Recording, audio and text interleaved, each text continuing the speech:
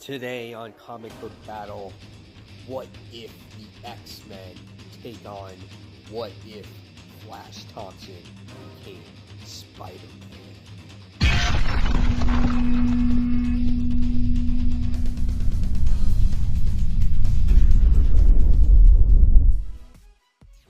Hey comic book fans, welcome back to Comic Book Corner 2.0, and fans, you're back with me, Mike Spider Slayer, getting ready to bring you another episode of Comic Book Battle. That's right, fans. This is the video series where each and every week I put two comic books against each other, and by the time we get to the end of this video, one will reign supreme. So, which heavyweights are going against each other today?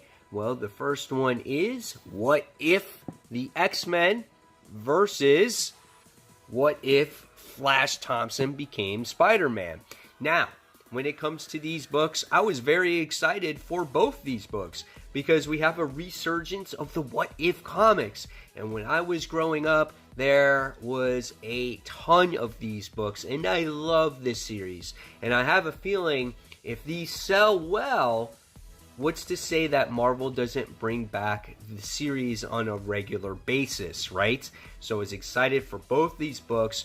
What do they have to offer for us readers? And does it stay to the traditional format that we were used to seeing when we were younger, when these series came out?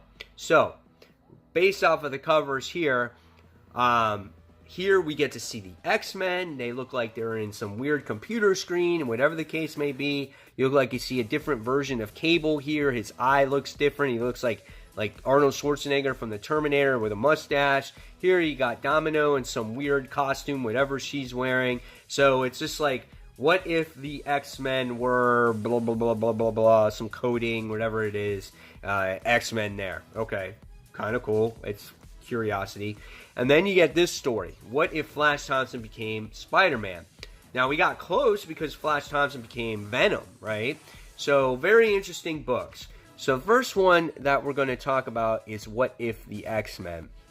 Now, obviously, since I'm a huge Spider-Man fan, this one is going to draw more attention to me first. But you never know. It could be written like shit, and this could be the great one, right? But this one is written by Jerry Conway. So, he's done a lot of Spider-Man stuff. So, it's going to be hard to beat this one. But let's see what happens with X-Men here. Okay, so you open up the book, and you look at the interior artwork here, and it's okay. They're in like this battle van, something that you would see from Teenage Mutant Ninja Turtles, right? That's what it looks like, and they're, you got this 9-paneling layout here that we've seen like in Watchmen and Batman comics recently and stuff, and so the artwork, I don't know, it looks like it could be more detailed, for a series that maybe, might be coming back or you want people to get excited for. You think that, you would have premiere artwork on this stuff.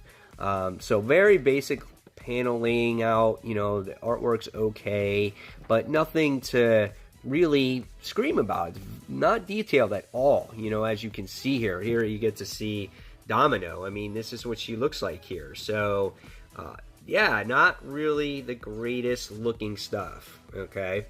So, let's talk about this story just a little bit. So, when I read this book, honestly, guys, this was a letdown. It opens up with this code, and you're like, wow. They thrust you into this world, and you're just like, okay. And the X-Men, or mutants, have powers in cyberspace, and it looks like Magneto is in control of cyberspace, and what's his name, Professor Xavier sits there and tells Domino and Cable that you must save them because there's this guy by the name of Nimrod, and he's gonna kill Eric, and you need to actually save him, and he's the one that will help cyberspace and all this other stuff. And you're like, okay. So you get to see our heroes as they're lying in cyberspace, as you see here, and you start seeing them in this completely different world. And you think cyberspace is like this great place, And they even describe it here where it could be a great place. People with a lot of money make it great, but it's not. It's just a bunch of colors and lazy artwork, and this is your main villain that is fought here. And I'm just like, what is this? And Magneto's like a kid, and they wind up taking him out, and it's just pointless. Absolutely boring. This has none of the feel of a What If comic whatsoever. Okay? There's no Watcher. There's no what if in a universe this had happened or that has happened. It doesn't work. It's garbage. It's absolutely just a garbage book. And I'm like, man, oh man. So if all the what if books are like that one, then the rest of them are going to be like shit, right? So what happens with Spider-Man? So here we got the traditional cover. What if Flash Thompson became Spider-Man? Obviously, I like this cover better. It grabbed your attention because you're like, dude, I want to see Flash as Spider-Man. It was always like his way to be a hero. So you open up this book, right? And you get to see much better artwork in this book, okay? It's much better.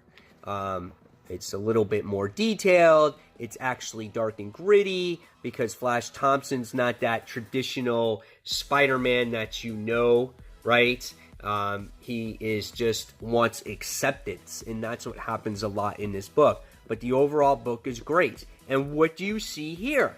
You see the Watcher. And it's not just a regular Watcher. It's actually Nick Fury the Watcher. So now you feel like, holy shit, Nick Fury has a purpose in the Marvel Universe, right? And you get to see J. Jonah Jameson in this book. And it's just, you can see that already by not me really telling you that much of the story, that it's just a much heavier involved story.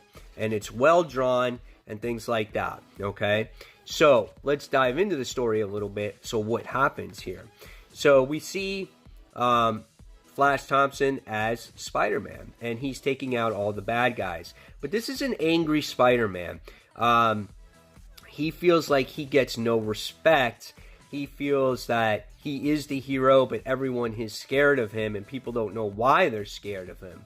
He's always looking for acceptance, kind of like how he was in high school when he was the football player, the jock, the bully. He's always trying to get attention because the roots of his cause are much deeper than what happens in school. It's based off of, obviously, his father and home issues and things like that.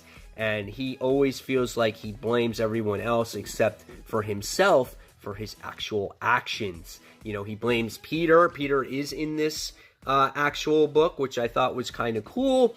And, you know, his Aunt May is dying and things don't go right for Peter. Peter is very unlucky in this. And it's a really cool book because it's like, what if Flash Thompson became Spider-Man? And it starts off with the Watcher, and he talks about how in different universes things are different, things are rewritten. It felt like a what if book. This hit the nail on the head of what if books are meant to be. And Peter Parker is still very smart and things like that. But what happens in this issue to Peter is so horrific. And it just gives you the chills by the time you get to the end of reading this book. And at the end, Flash Thompson finally has responsibility upon himself and does the actual thing.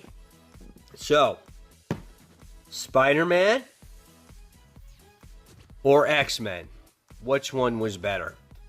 Oh, not even a competition here, guys. Spider-Man. And not even because I am a Spider-Man fan. I'm a huge X-Men fan, and this had a chance to be great, but it was written unlike What If Comics. The writer here, did they ever take note on What If Comic was written like? Right? It just doesn't make sense. How can two books be completely different? How can one be so traditional and one be so non-traditional?